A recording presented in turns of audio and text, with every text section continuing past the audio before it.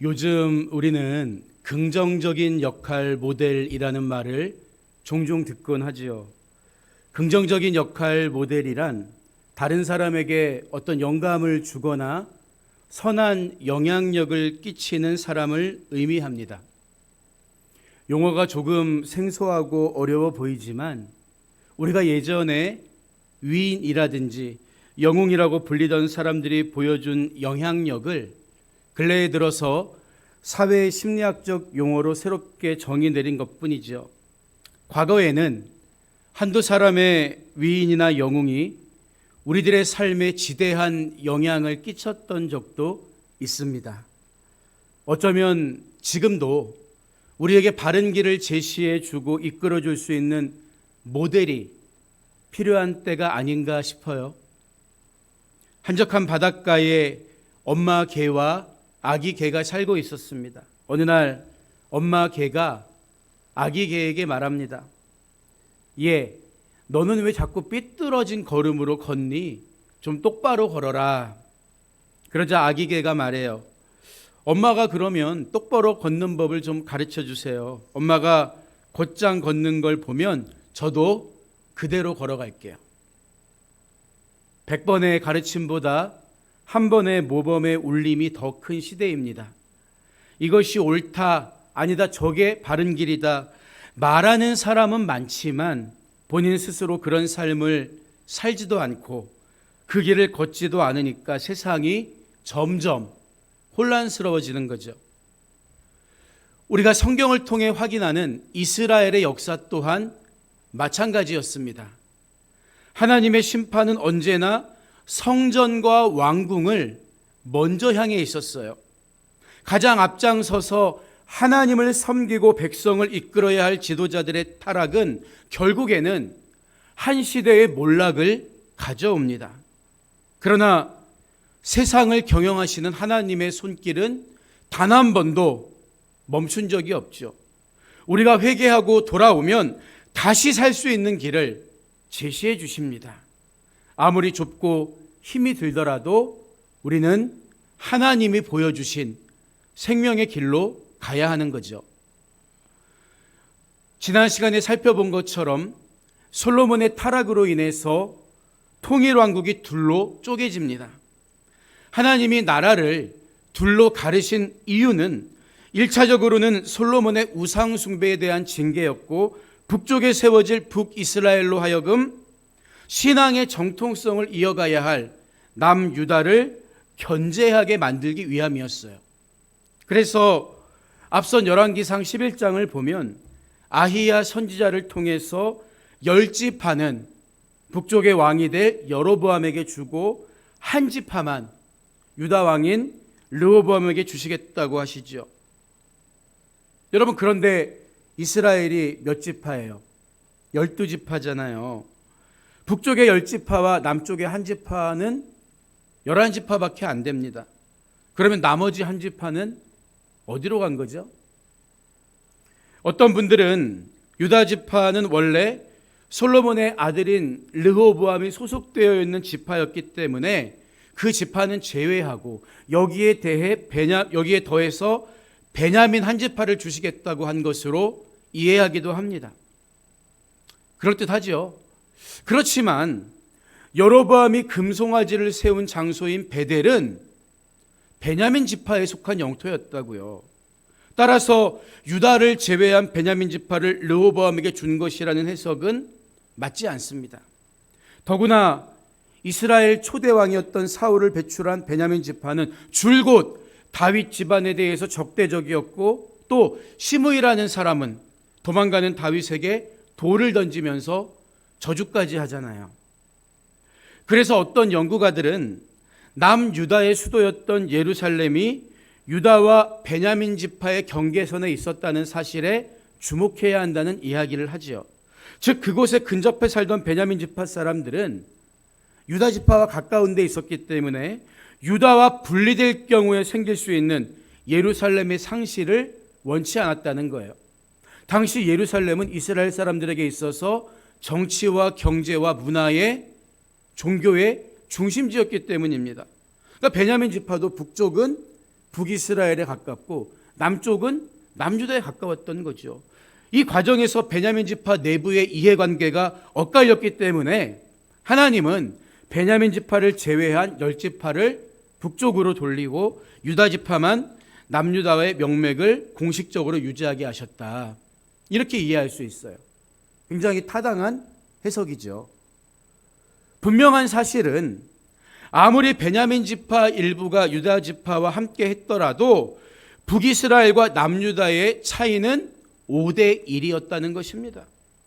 국방력, 정치력, 경제력, 10지파가 2지파를 압도하는 거죠.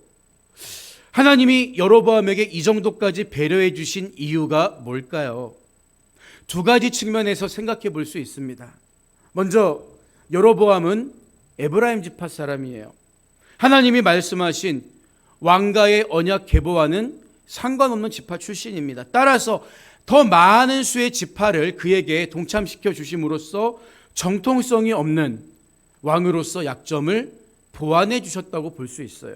반면에 다윗 왕가의 정통 계보를 잇고 있는 르호보암에게 겨우 2지파만 남게 하신 이유는 또 뭘까요?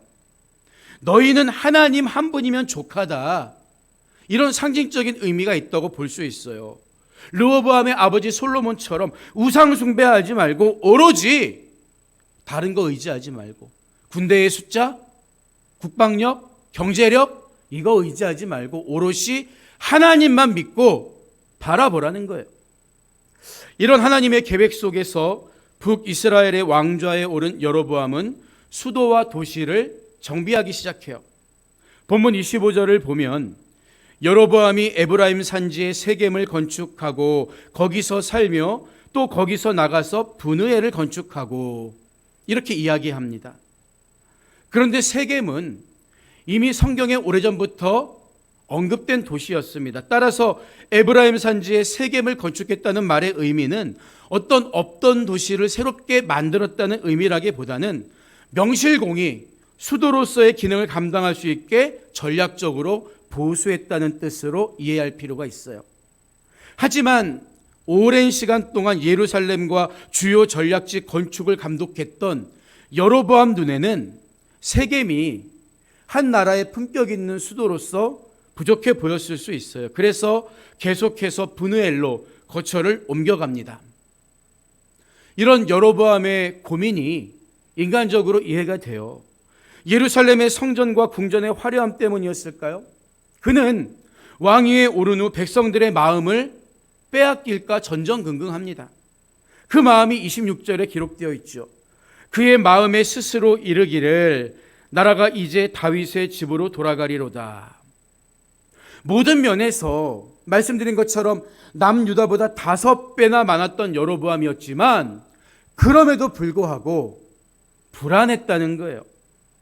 그리고 그 이유는 아이러니하게도 이스라엘의 여호와 유일 신앙 때문이었습니다. 비록 왕도 2명, 나라도 둘레 쪼개졌지만 그들 모두 성전에 가서 예배를 드리는 하나님의 백성들이었기 때문이에요. 하나님은 유대인 남자는 매년 3번 반드시 성전에 나와서 자기 몸을 보여야 한다고 명령하셨습니다. 20살이 넘은 유대인 남자라면 그가 아무리 먼 외국에서 살고 있을지라도 1년에 3번 맥추절과 유월절과 초막절에는 예루살렘 성전에 와서 하나님께 예배드려야 했던 거예요. 더구나 모든 제물은 반드시 예루살렘 성전에서 잡아야 했는데 이것은 개인적인 종교의식이나 우상숭배에 빠지는 것을 방지하기 위한 조치였습니다. 모든 제물은 반드시 예루살렘 성전에 와서 잡아야 한다. 여러분 생각해 보세요. 그러니까 아무리 나라가 둘로 쪼개졌어도 북이스라엘 사람들은 수시로 성전이 있는 남유다의 수도 예루살렘으로 와야 했던 거지요. 그러다 보면 북이스라엘이라는 나라의 정체성도 희미해지고 왕에 대한 충성심도 약해질 수 있겠죠. 에이, 우리가 원래 한 나라야. 원래 다윗이 우리의 진짜 왕이야. 이런 마음 가질 수 있잖아요. 여로보암이 그걸 염려한 거죠. 그래서 27절을 보면 만일 이 백성이 예루살렘에 있는 여호와의 성전에 제사를 드리고자 하여 올라가면 이 백성의 마음이 유다 왕 된 그들의 주 르호보암에게로 돌아가서 나를 죽이고 유다의 왕 르호보암에게로 돌아가리로다. 이렇게 염려하고 있는 거예요. 인간적으로는 물론 이해가 되지만 사실 엄밀히 말하면 이것은 여로보암이 걱정할 문제는 아니었습니다. 왜냐하면 여로보암이 왕이 된 것 자체가 은혜였기 때문이죠. 말 그대로 여로보암은 다윗 왕가의 후손들이 하나님을 잘 섬길 수 있도록 딴 길로 가지 않도록 견제하는 역할을 하면 되는 거예요. 그래서 왕이 된 것입니다. 애초에 왕이 될 자격이 없었던 에브라임 지파 출신의 여로보암이 그래서 왕이 된 거잖아요. 그런데 왕위에 오르고 나니까 은근히 르호보암과 자기를 비교하기 시작합니다. 자기가 가지지 못한 게 보이기 시작했고 비교의식이 싹 트니까 불안해진 거예요. 백성들이 나보다 르호보암을 더 좋아하면 어떡하지? 나를 버리고 돌아서면 어떡하지? 이런 마음들이 생긴 거죠.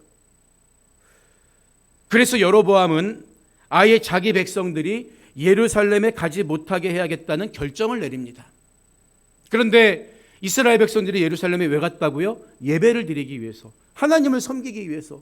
그걸 막으려면 명분이 있어야 하잖아요.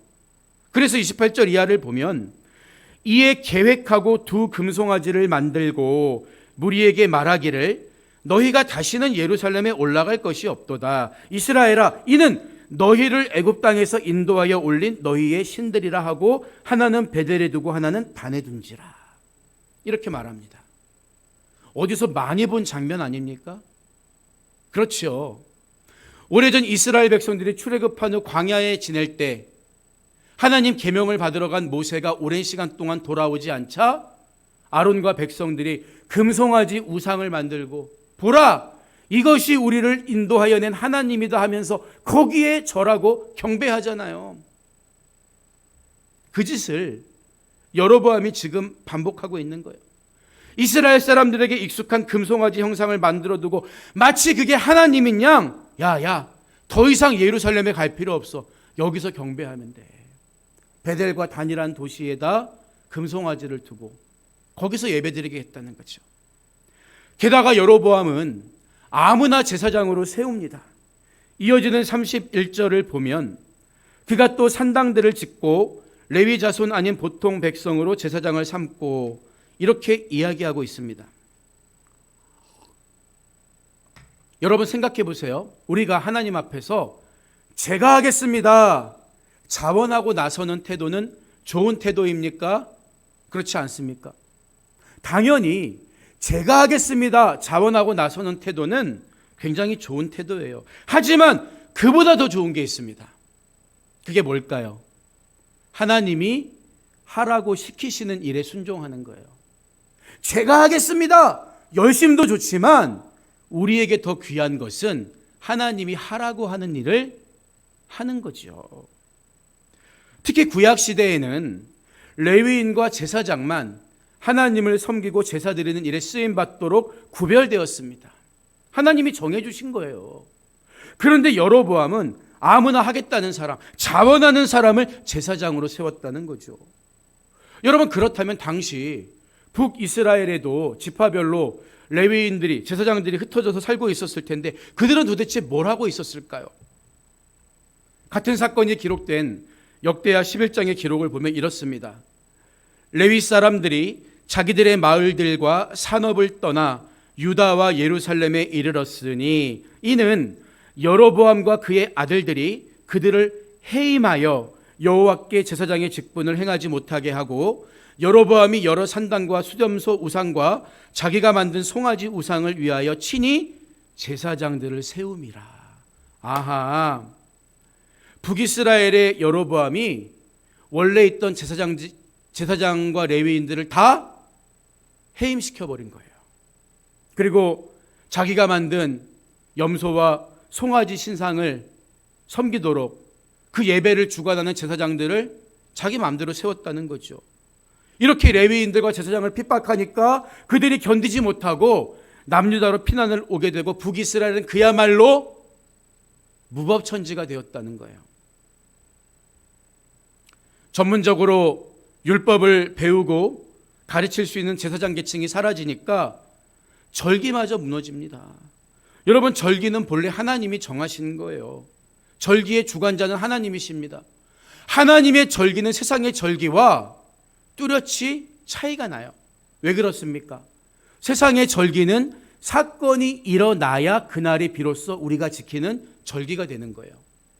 1945년 8월 15일에 우리나라가 광복을 맞이하게 되니까 80년이 지난 지금까지도 우리는 그날을 광복절로 지키잖아요. 하지만 하나님의 절기는 다릅니다. 너희가 맥추절을 지키라, 그 말씀을 하시니까 그 뒤로부터 그날이 맥추절기가 되는 거예요. 유월절을 지켜라, 수장절을 지켜라, 마찬가지입니다. 사건이 일어나지 않아도 절기의 주관자이신, 역사의 주관자이신 하나님이 명령하시면 그날이 의미 있는 날이 되더라는 거죠. 하지만 여로보암은 그런 하나님의 절기를 무너뜨리고 자기 마음대로 절기를 따로 세웁니다. 본문 32절 이하를 보면 여덟째 달 곧 그 달 15째 날로 절기를 정하여 유다의 절기와 비슷하게 하고 제단에 올라가되 베델에서 그와 같이 행하여 그가 만든 송아지에게 제사를 드렸으며 그가 지은 산당의 제사장을 베델에서 세웠더라. 그가 자기 마음대로 정한 달 곧 여덟째 달 15째 날로 이스라엘 자손을 위하여 절기로 정하고 베델에 쌓은 제단에 올라가서 분향하였더라. 절기도 마음대로, 제단도 마음대로, 제사장도 마음대로 하나님이 정하신 구별의 원칙을, 거룩의 원칙을 자기 정치적 지위를 유지하기 위해서 다 무너뜨려 버린 거예요. 여로보암이 8월의 절기를 새로 만들어 버림으로써 남유다와 전혀 다른 형태의 종교로 뒤바뀌어 버린 거죠. 본래 종교력으로, 유대 종교력으로 7월은 나팔절을 시작으로 대속죄일, 초막절이 섞여 있는 가장 분주한 달입니다. 특히 7월 15일에 있는 초막절은 오늘날 우리가 추수감사절로 지키는 것과 마찬가지로 가장 성대한 절기였어요. 그런데 바로 다음 달 8월 15일에 없던 절기를 새로 만들어 버림으로써 7월의 절기들이 사실상 제 기능을 못하도록 막아버린 거지요. 문제는 이런 악행과 패악이 여로보암 하나로 끝나지 않았다는 거예요. 여로보암 이후 등장하는 모든 북이스라엘의 왕들이 자기의 정치적 입지를 위해서, 주민들이 예루살렘으로 내려가는 것을 막기 위해서 이런 악행을 그대로 답습했다는 것입니다. 그래서 성경을 보면 그들이 여로보암의 길로 행하며 그가 이스라엘에게 범죄한 그 죄 중에 행하였더라. 이 구절이 마치 관용어구처럼 계속해서 반복되고 있는 거예요. 북이스라엘의 역대 모든 왕들이 똑같이 여로보암의 길을 따라갔다는 거죠. 결국 솔로몬과 남유다를 견제하기 위해 세운 북이스라엘은 좋은 신앙, 건전한 신앙의 경쟁자가 되기는커녕 실제로는 이렇게 살면 망할 수밖에 없다는 것을 보여주는 반면교사로 전락하고 맙니다. 여로보암의 길을 따라갔기 때문이죠. 그렇다면 여로보암은 왜 돌이킬 수 없는 길에 빠지게 된 걸까요? 부르심의 목적을 잊어버렸기 때문입니다. 하나님이 그를 왕으로 세우신 이유는 온 이스라엘이 바른 신앙의 길로 가게 하기 위한 마중물로 삼기 위함이었습니다. 그러니까 하나님을 배반하고 등을 돌린 순간 여로보암과 북이스라엘의 존재의 목적은 사라지게 되는 거지요. 우리도 얼마든지 여로보암의 길에 빠질 수 있습니다. 만약 우리 삶의 목적이 하나님의 영광을 위한 것이 아니라 이 땅에서 잘 먹고 잘 살거나 성공과 명예만을 추구하기 위한 것이라면 삶의 우선순위가 바뀌게 되겠지요. 그러나 그것은 길이 아니라 터진 웅덩이와 같은 멸망의 구덩이일 뿐입니다. 여로보암은 정치를 위한 수단으로 신앙을 변질시켜버린 거예요. 당장 눈앞에 보이는 권력과 북이 영화에 대한 목마름이 내가 왜 북이스라엘의 왕으로 세움받았는지, 내가 왜 존재하는지 그 이유와 목적을 망각하게 만든 거죠. 리거넨 목사님이 쓴 목적이 이끄는 삶을 보면 우리가 이 땅에 존재하는 이유를 이렇게 설명하고 있어요. 건축가는 새 건물을 디자인하기 전에 먼저 이 건물의 목적이 무엇입니까? 어떤 용도에 쓰일 건물입니까? 등의 질문을 한다. 계획하고 있는 건물의 기능이 건물의 모양을 결정짓는 것이다. 마찬가지로 하나님이 우리를 창조하시기 전 하나님은 우리가 이 땅에서 어떠한 역할을 감당해야 할 것인가를 결정하셨다. 이런 설명을 해요. 여러분, 그렇습니다. 모든 건물은 저마다 목적대로 그 목적에 맞게 지어져요. 화장실을 지을 목적이라면 칸칸이 나눠져서 그 모양대로 지어지는 거죠. 그 목적에 맞게 지어진 화장실이 나는 넓은 통으로 뚫린 원룸 형태의 방이 좋아. 왜 칸을 다 막아놨어? 다 헐어버려. 이럽니까? 아니요. 하나님이 만든 동물들이 창조의 질서를 거스릅니까?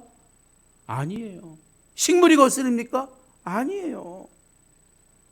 지으신 목적대로, 존재해야 되는 방식대로 존재하는 거예요. 그런데 지구상에서 오직 우리 인간만이 지음받은 목적을 망각하고 자유의지를 남용해서 자기 멋대로 사는 거예요. 인간만이. 과거에는 주님을 위해서, 맞아, 주님이 나를 주님의 영광을 위한 존재로 지으셨지. 주님을 위해서, 죽어가는 영혼을 위해서 시간과 물질을 쓰는 것을 아까워하지 않던 사람이 이제는 오로지 자기만을 위한 일에 골몰하게 되더라는 거죠. 하나님을 위한 일보다 자녀를 위한 일이 우선시 됩니다. 변하는 거예요. 이게 모두 여로보암의 길을 따라가는 거죠. 그래서 예수님은 이러므로 그들의 열매로 그들을 알리라. 아무리 많이 떠들어도, 아무리 은혜 받은 것처럼 이야기하고 포장해도 결국에는 하나님께 드릴 열매가 무엇이냐, 그것으로 판단할 수 있다는 거예요. 부활하신 예수님이 베드로가 어떤 모습으로 순교할지 가르쳐 주십니다. 너가 젊어서는 마음대로 다녔지만 나중엔 사람들이 너를 원치 않는 곳으로 끌고 갈 거야. 그러자 베드로가 예수님 곁에 있는 예수님이 사랑하시던 제자를 가리키면서 그는 어떻게 됩니까? 물어보죠. 베드로의 마음속에도 그냥 묵묵히 주님의 뒤를 따라 자기 십자가를 지고 가는 것만으로는 부족했는지 다른 사람과 비교하고자 하는 마음이 생긴 거예요. 저 사람은 어떻게 됩니까? 그러자 예수님 뭐라고 말씀하세요? 내가 올 때까지 그를 머물게 하고자 할지라도 내게 무슨 상관이냐? 너는 나를 따르라. 그거 비교하지 마. 너는 너의 몫의 태인, 네가 존재하는 이유와 존재해야 될 방식대로 묵묵히 따라오면 되는 거야. 이 말씀을 하세요. 여러분, 남과 비교하지 마십시오. 저와 여러분 모두에게는 각자 존재하는 목적이 있고 존재해야 하는 방식이 있습니다. 여러분이 하나님께 드릴 열매는 무엇입니까? 여러분의 경쟁 상대는 어제의 여러분이지 다른 누군가가 아니라고요. 아직 우리는 돌이킬 수 있습니다. 우리는 모두 하나님의 영광을 위해 부르심 받았습니다. 자기의 존재 목적을 망각하고 무너진 여로보암의 길을 따라가지 마시고 길이요 진리요 생명이신 주님, 하나님의 영광을 위한 목적으로 살아가는 여러분 모두가 되시기를 주님의 이름으로 축복합니다. 오늘 말씀을 마무리합니다. 지금도 회자되는 명작 중에 톰 행크스가 주연했던 포레스트 검프라는 영화가 있죠.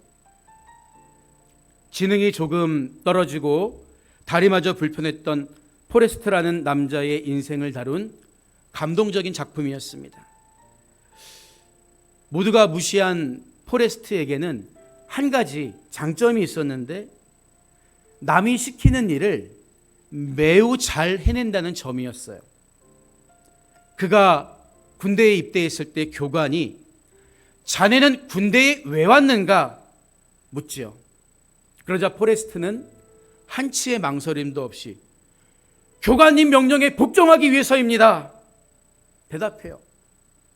교관이 가장 완벽한 대답이라면서 너는 천재구나 포레스트를 칭찬합니다. 만약 하나님이 지금 나에게 너는 지금 왜 여기에 나와 있느냐 물으신다면 여러분 뭐라고 대답하시겠습니까?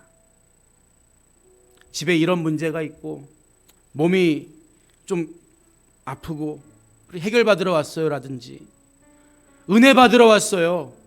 이 말도 좋겠지만 포레스트처럼 단순하게 하나님 말씀에 순종하기 위해서입니다.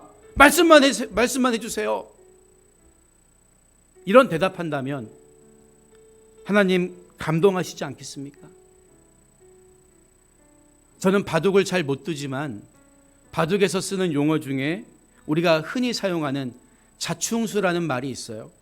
말 그대로 풀이하면 자기가 놓은 돌로 자기의 수를 줄인다 이런 뜻인데 본인의 행동으로 인해서 스스로를 죽이는 경우를 가리킬 때 사용하는 말이죠.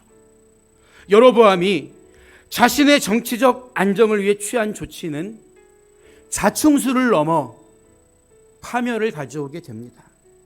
우리도 여로보암의 길로 가면 망하는 거예요. 자기를 부르신 존재의 목적을 망각하고 욕심을 따라 살면 망합니다. 여로보암의 길은 실상은 길이 아니라 길이 끊어진 멸망의 구덩이일 뿐입니다. 오직 나를 부르신 목적대로 주님을 따라가는 여러분의 귀하고 복된 삶이 되시기를 주님의 이름으로 축원드립니다.